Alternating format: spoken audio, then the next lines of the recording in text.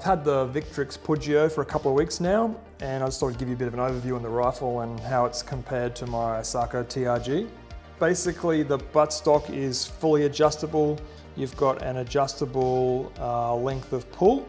You've also got adjustable cheek height, and it also rotates left and right as well. Something the TRG doesn't do. There's also a monopod in the back here, which is something really surprising and something I wasn't expecting.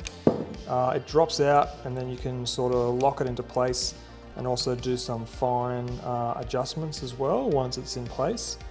Just forward of that, there's sling swivel attachment spots on either side of the stock. This is a fixed stock variant, but there also is a folding stock variant, which makes this a super compact package. If you were to fold it, it would just fit in a backpack, or you'd be able to sling this rifle incredibly easy. The grip is a rubberized material, and it's more of that straight down style, which is super comfortable and gives you a much better position behind the rifle. Just forward of the grip is the trigger. The trigger would have to be one of my favorite parts of this rifle. It comes out of the box really light, and I hate to say that it may potentially be a better trigger than my TRG's trigger.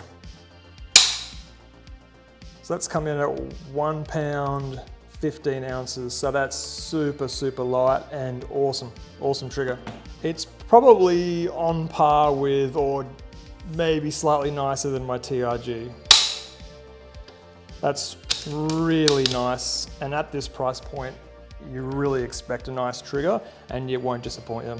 As for the safety, it's in the traditional spot, just to the right of the bolt. When it's engaged, you can still use the bolt, the trigger just won't fire. And it has the traditional red indicator for when it's on fire, and there's no red indicator when it's on safe. Just below the trigger is the magazine release. That's nice and simple, easy to use. When it's engaged, the mag just drops out under its own power, so that's really good. Above that is the bolt. Now this is my favorite part of this rifle. It's probably the smoothest bolt I think I've ever used on any rifle ever. And at the price point this rifle comes in at, it's fantastic. You really expect a great bolt, but this is really, definitely beats the TRG. It absolutely blows the TRG out of the water. That's a nice bolt. This is an exceptionally nice bolt. It's incredibly smooth. It feels like there's no resistance whatsoever. And it's, yeah, really nice to run.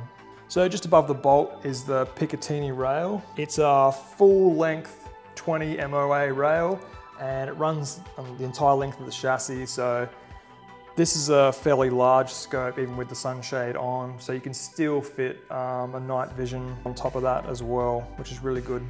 Chassis's got M-LOK slots all over it, so you can fit all kinds of accessories, which is really good, and definitely appeals to that military sort of law enforcement side of the house.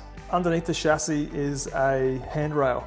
I never knew I needed a handrail until I picked up this rifle. It makes carrying it really good. And other heavy rifles that I've got, you kind of just carry them like that, you kind of scoop them up, but with this you can just easily flip the rifle over and carry it like that, and it makes it, yeah, really easy to carry.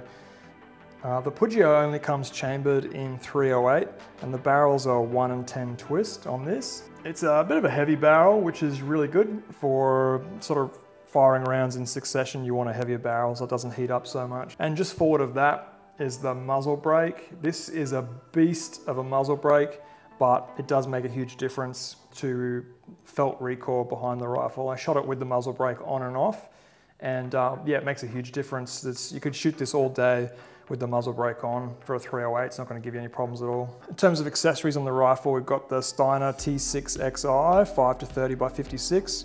It's a really tactical rifle, great clicks, easy to use. The spur rings to keep it in place, and the Atlas bipod as well. That's a really great bipod for heavier rifles. I think the rifle weighs in around 5.7 by itself without the optic and that. So it is It is on the heavy side, but it's high quality and it does reduce the recoil. I had the trigger cam on it for a little bit, but it ran out of battery, so I didn't get much footage. But I was shooting it out to 500 and I've taken it to 700 since then. Yeah, it's been freaking awesome to run. Similar to the Sako TRG in terms of performance. It's got high quality barrel, high quality action. So the performance with match ammo is incredible. You know, the weight of the rifle reduces that felt recoil. You can take your time to get on target, control your breathing, and just slowly squeeze that really nice trigger, and you get fantastic results, which you'd expect is at the price point this rifle comes in at. You know, if it didn't shoot well at this price, you'd be asking questions, but yeah, luckily it's fantastic. It's incredibly high quality. It's the first rifle I've had a substantial amount of trigger time behind from Victrix, and I think it's one of my favorites now. It's probably the nicest bolt I've ever used. A fantastic trigger, that beautiful barrel, great performance. There's not much to dislike about the rifle. I think it's designed for people jumping out of planes and need something a bit compact. It doesn't get in the way of the parachute, or if you've got to climb 16 flights of stairs, you want something really compact that can just sit on your back out of the way and not get caught. The 16-inch barrel is really cool. You lose a bit of muzzle velocity over longer distances, but I think they chambered it in the 308 for a good reason, and that's so you still maintain a lot of energy in the projectile. If you do have any questions about the Pugio, just leave a comment and I'll get back to you.